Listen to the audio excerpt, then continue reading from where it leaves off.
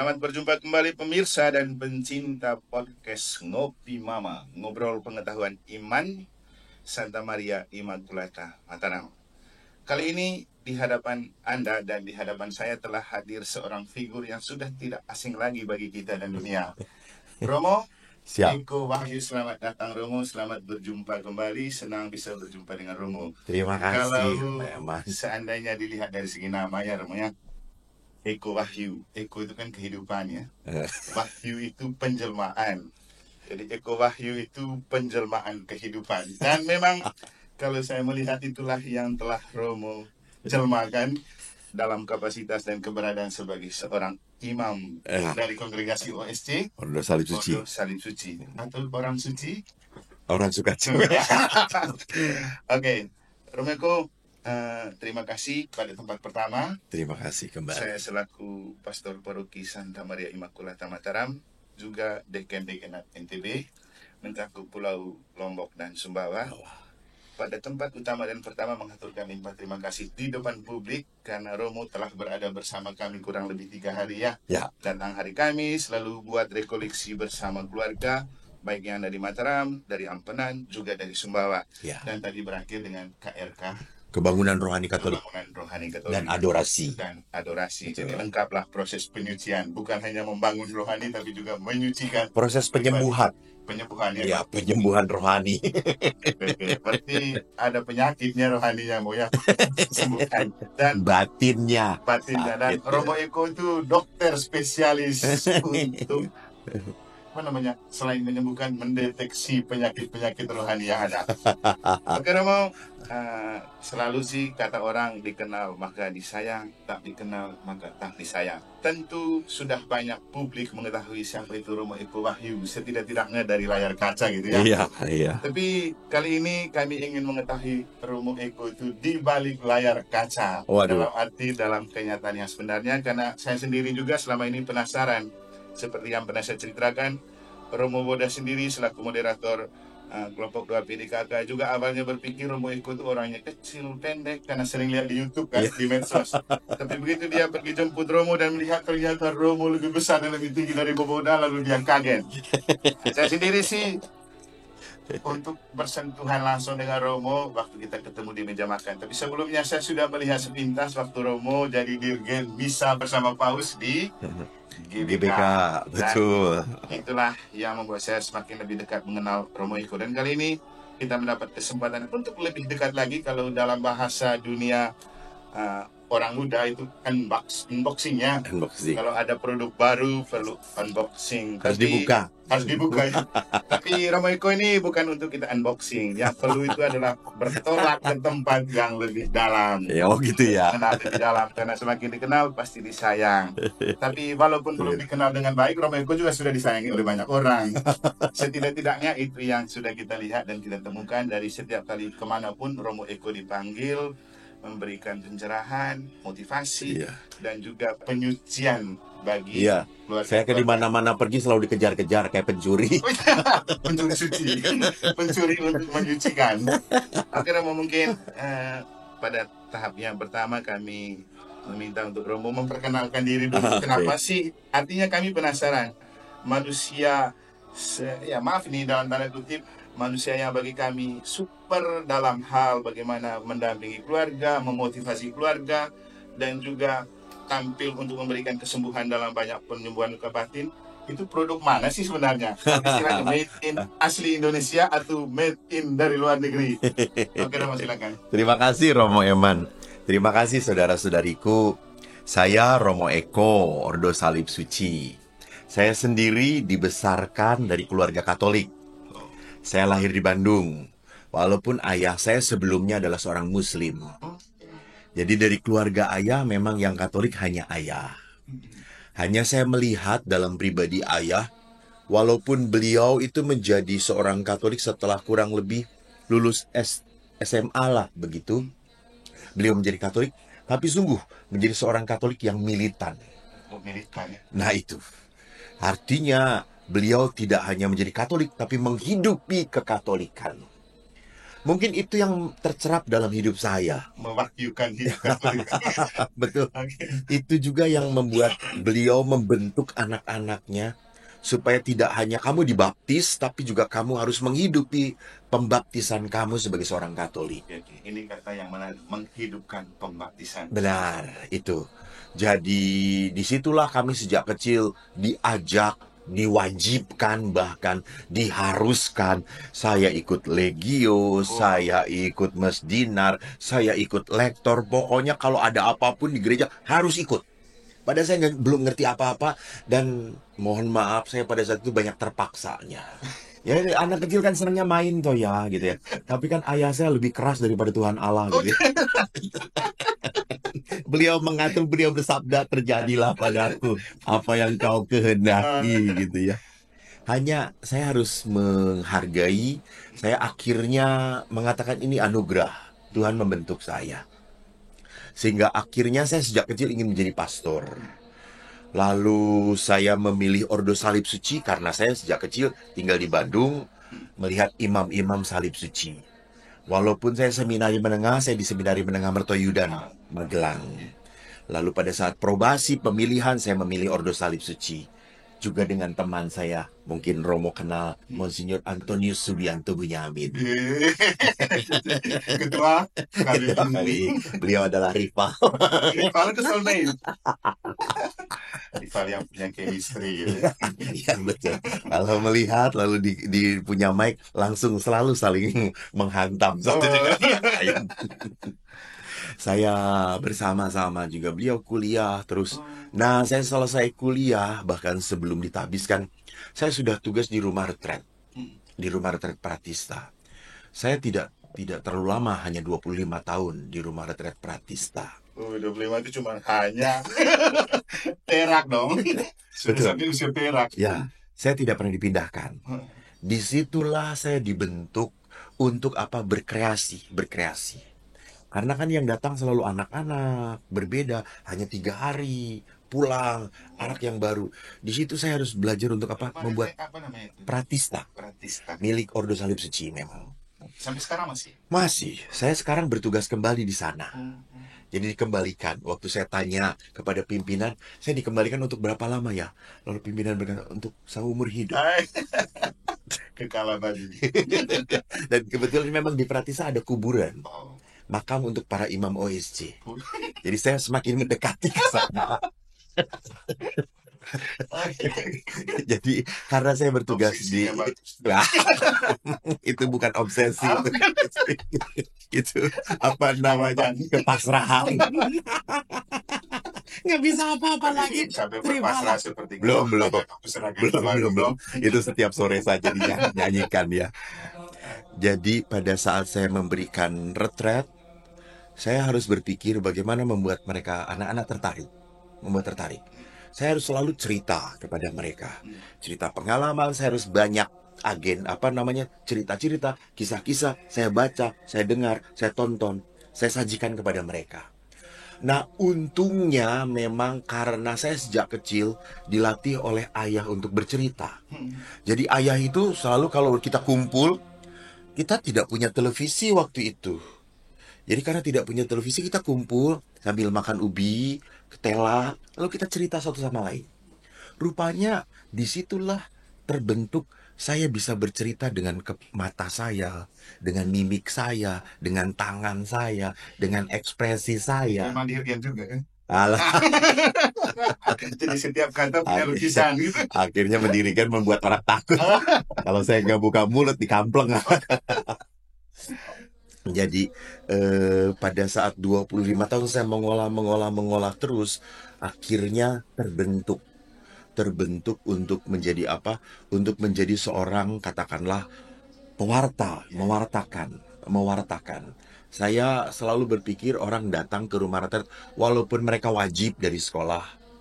Saya harus berpikir mereka harus tersentuh entah oleh satu hal apapun. Entah dari cerita saya, entah dari pengalaman saya, mereka harus bisa berkaca, berguru dari pengalaman kita. Lalu saya di pertengahan saya tugas di rumah retret, saya memang sekolah konseling keluarga di Filipina. Center Family Ministry. Jadi pada saat itulah saya mulai memperdalam tentang hidup berkeluarga. Saya mulai baca-baca literasi, saya mulai banyak mendengarkan khotbah-khotbah tentang yang dari luar, terutama tentang hidup berkeluarga. Saya mencoba merenungkan. Lalu juga saya mulai merangkum dari cerita-cerita, dari sharing-sharing mereka. Lalu saya renungkan, saya lihat perkembangan, kemana sih arah perkawinan sekarang ini? Kemana sih arah perjalanan perkembangan anak-anak ini, gitu kan? Kan namanya hidup perkawinan itu tidak seperti dulu. Dulu tuh aman-aman aja, sedikit godaan gitu ya. Sekarang kan godaannya drama Korea lah, harus operasi plastik lah, harus punya barang-barang bagus Pokoknya lah. kissing gitu Ya, gemilau. Semuanya harus terpancar, membuat orang wow. Orang sekarang tuh kan senangnya wah keren lu, edan lu. Tapi gini ya Romo ya, saya senang dengan istilah supaya terpancar mantap gitu Iya ya. itu. Tapi kan memang ini zaman dimana orang selalu bicara tentang shining brightly dan glowing. Ya, Jadi orang betul. harus tampil shining, glowing, dan Betul. caranya dengan operasi plastik dan macam-macam. Tapi kalau saya lihat, Romo Eko itu kan imamatnya sudah berusia 28 tahun ya. Iya, betul. Berarti usia sebenarnya sudah kepala 5 ya. 5. Saya Tapi kelihatannya 55. kok baby face. Oke Romo. Saya jangan babi.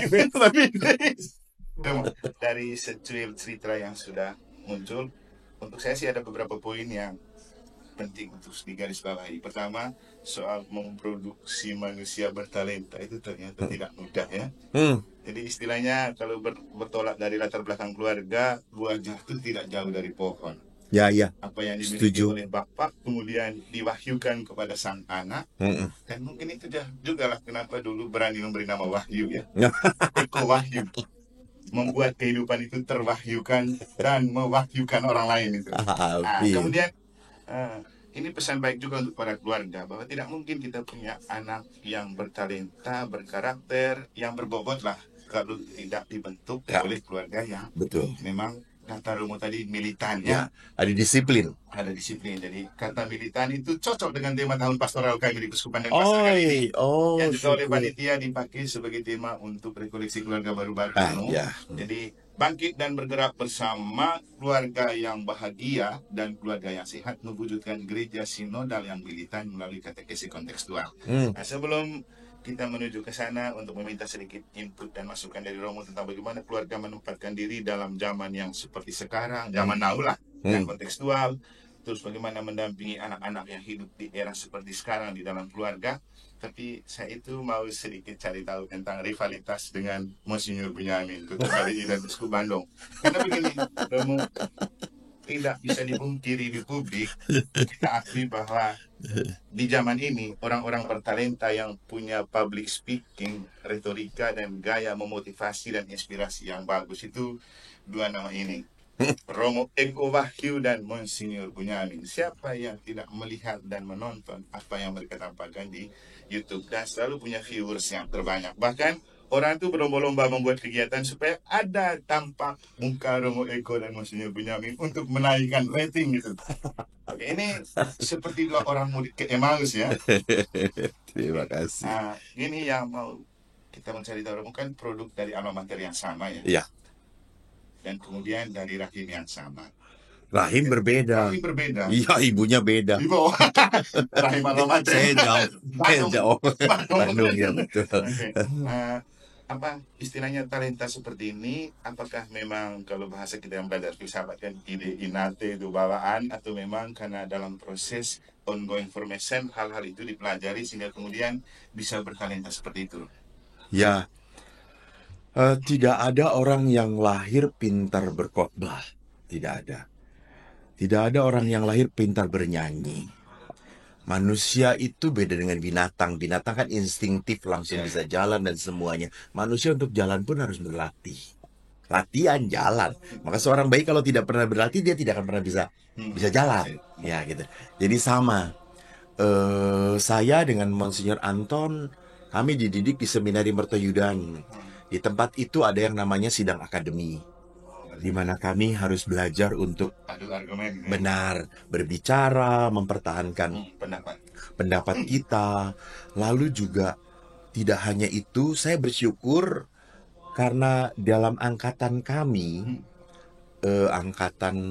tidak hanya di seminari tapi juga masuk novisiat, kami sering sharing. Kami sering-sering saling memberi masukan. Mungkin karena kemauan untuk saling berbicara itulah membuat kami tidak tertutup satu dengan yang lain. Keterbukaan. Ya, benar. Keterbukaan hati dan pikiran. Benar. Maka disitulah membentuk kami semua gitu ya. Memang tidak hanya itu, kita waktu kuliah juga belajar khotbah, bagaimana ya homiletik. Dan saya ingat juga memang Monsinyur Anton juga beberapa saat di seminari, di waktu kuliah juga ikut drama. Saya sendiri memang senang membaca puisi. Saya ikut drama. Mungkin disitulah terolah gaya retorika kita gitu ya. Terlatih lah Jadi ya. istilahnya practice make perfect gitu ya. Benar banget. Karena Benar. berlatih. Mental instan itu tidak berlaku untuk Nggak ada. membangun pribadi Nggak yang bertalenta. Gitu. Iya, gue mau langsung jadi kayak gitu, nah, effortful, by pain gitu ya. Ini mungkin yang dimaksudkan dengan long life education. Ya benar, Belajar seumur hidup. betul. Oke Romo, tadi kan Romo lahir dari pembentukan karakter yang dibangun oleh bapaknya yang sangat militan dalam gereja Katolik. Dan persis gaya militansi itulah yang lagi mengalami istilahnya dekadensi itu ya. Betul. Bukan hanya mengalami penurunan, tapi juga menjadi sebuah krisis dalam hidup berkeluarga sekarang, terutama untuk mendidik anak-anak yang kemudian juga menjadi mental petangguh atau seperti berkarakter seperti yang kita miliki pada zaman dulu lah. Iya, betul. Nah, mungkin Romo punya tips atau pesan untuk orang tua zaman sekarang, bagaimana mereka mendampingi anak-anak mereka supaya punya karakter yang bagus, karena itu juga yang lagi booming sekarang. Bagaimana membangun karakter anak, dan lebih banyak itu mereka harapkan di dunia pendidikan, padahal sekolah utama kata orang kan di keluarga. Kan? Maka disitulah tempat pertama karakter anak itu dibangun, terutama kalau kita butuh untuk anak yang militan dalam segi iman, militan dalam segi karakter pribadi. Sehingga menurut Romo, harapan Romo untuk keluarga-keluarga bagaimana mendampingi anak-anak mereka di zaman ini yang dalam tanda kutip kata orang ini sudah generasi strawberry ya. Strawberry generation. Strawberry generation sedap dipandang tapi mudah rapuh. Ya. Kira-kira bagaimana? Bonyok mudah hancur ya. Menarik sekali bahwa tadi Romo berkata bagaimana mendidik anak supaya tangguh. Pertanyaannya juga mungkin sebelum ke mendidik anak, pertanyaannya bagaimana perkawinan yang tangguh. Itu yang itu pohonnya ya. Itu untuk menghasilkan buah. You're right gitu ya. Kalau bonding antara papa mamanya, antara ayah ibunya saja tidak tangguh, akan rapuh cara mendidiknya. Tidak ada konsistensi. Jadi anak diberitahu yang baik tapi tidak melihat yang benar. Diberitahu yang baik tapi tidak melihat yang benar. Yang baik tapi tidak melakukan kebenaran itu gitu ya. Jadi ini baik semua, mereka tahu tapi papa mama aja tidak melakukan kok. Ini menjadi sebuah semacam menjadi sebuah jurang gitu ya. Maka anak-anak sekarang adalah kekurangan keteladanan. Betul sekali Romo. Ya, saya pernah baca juga satu kata bijak Tumo yang kata-kata ini, anak-anak itu cepat melupakan apa yang kamu katakan, tapi sangat ingat apa yang kamu buat. Benar.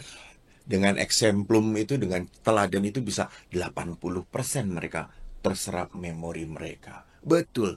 Itu sangat saya alami waktu saya melihat bagaimana ayah saya minta maaf pada saya.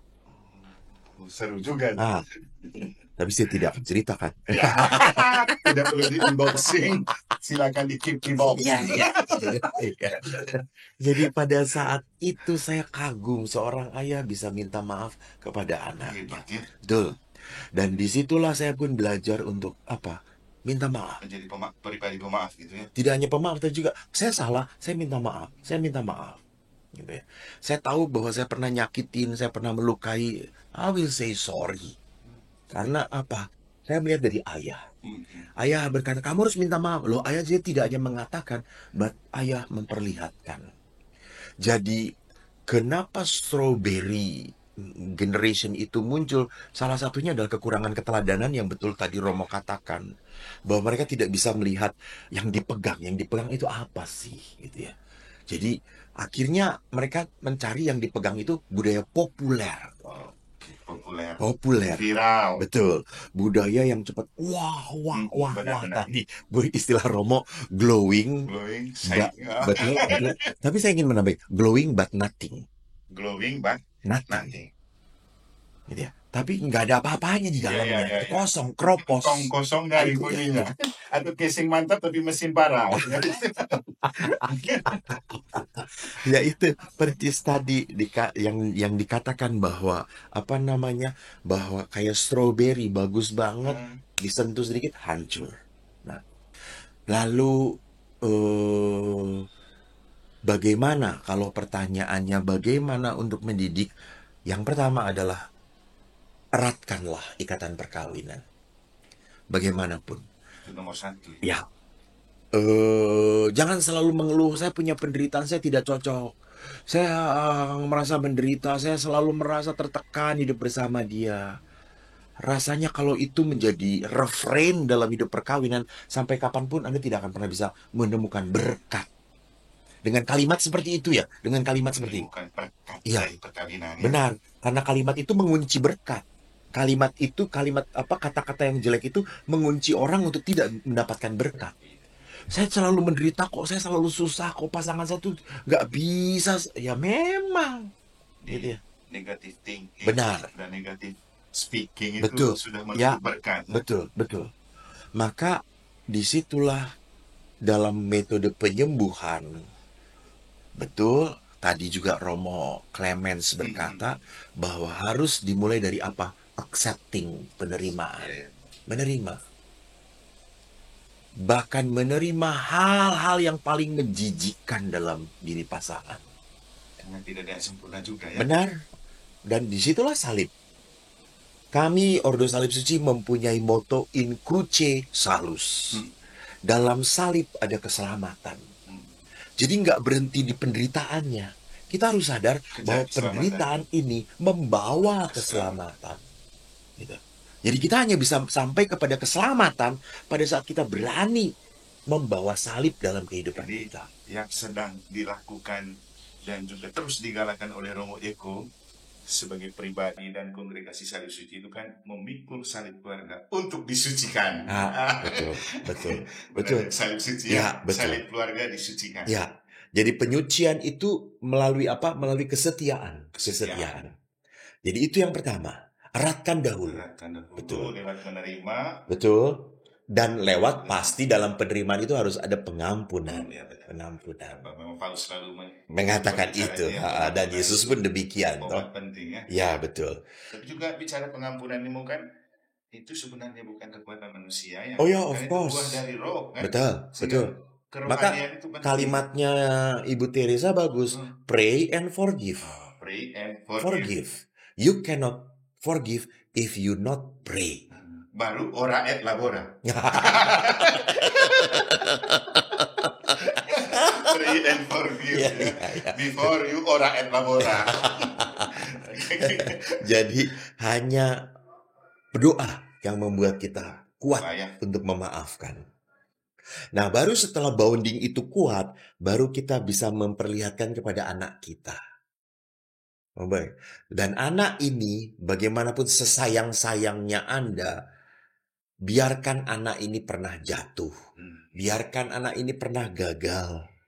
Jangan orang tua mengambil alih. Biar dia terima resiko kegagalan. Supaya apa? Kuat. Jadi kan sebelum dia jatuh dari jauh, biarkan dia jatuh kecil-kecil dulu. Jatuh, bangkit. Jatuh sampai 3 kali. Betul. Kan dia jadi kuat. Kalau kita lindungi terus, tiba-tiba dia jatuh dari ketinggian. Akhirnya, betul. Akhirnya dia putus asa. Udah, nggak mau apa-apa lagi.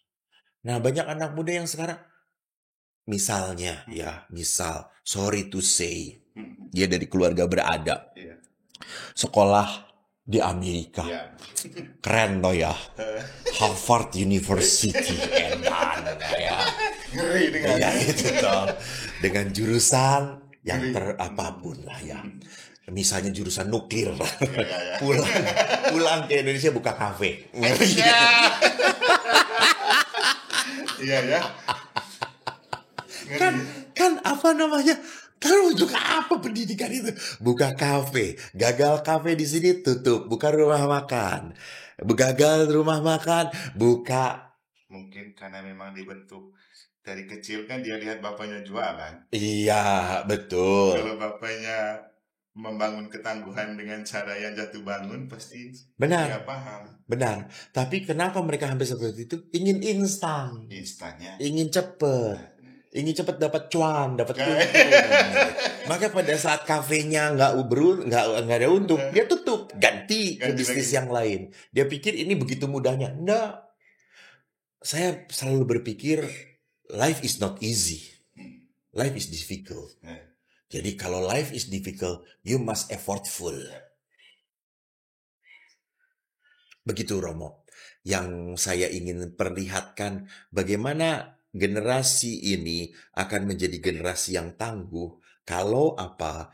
Kalau mereka dibentuk dari perkawinan yang sehat dari orang tuanya, mereka melihat keteladanan, dan akhirnya mereka pun sungguh dibentuk oleh orang tuanya dengan tidak terlalu overprotect. Tidak anak emas ya. Ya, betul.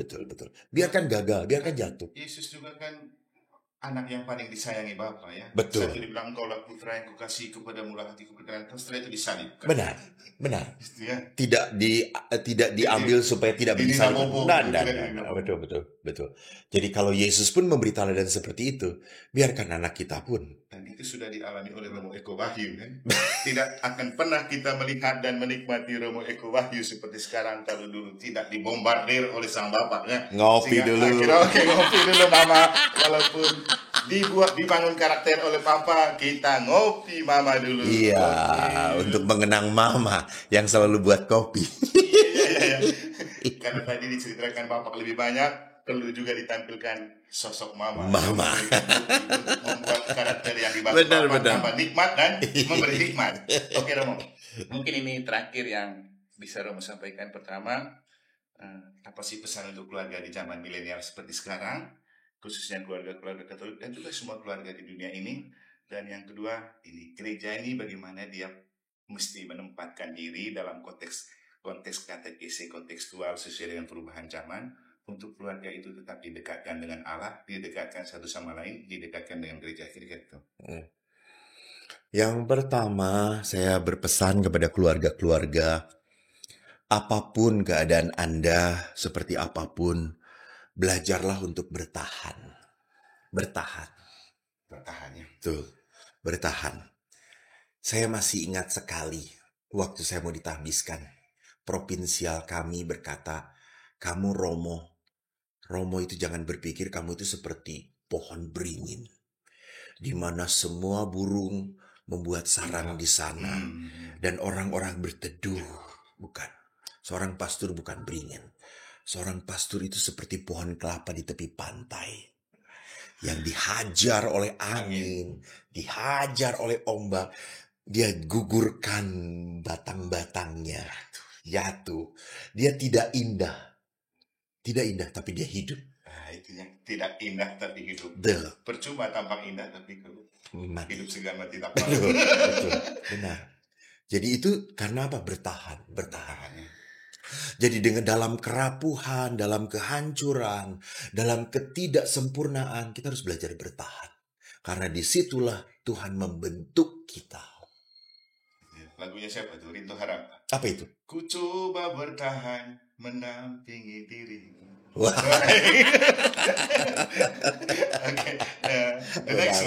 Nah, lalu bagaimana gereja begitu peduli pada keluarga? Harus, karena keluarga adalah gereja midi. Benar. Dan gereja bisa hancur kalau keluarga-keluarga hancur.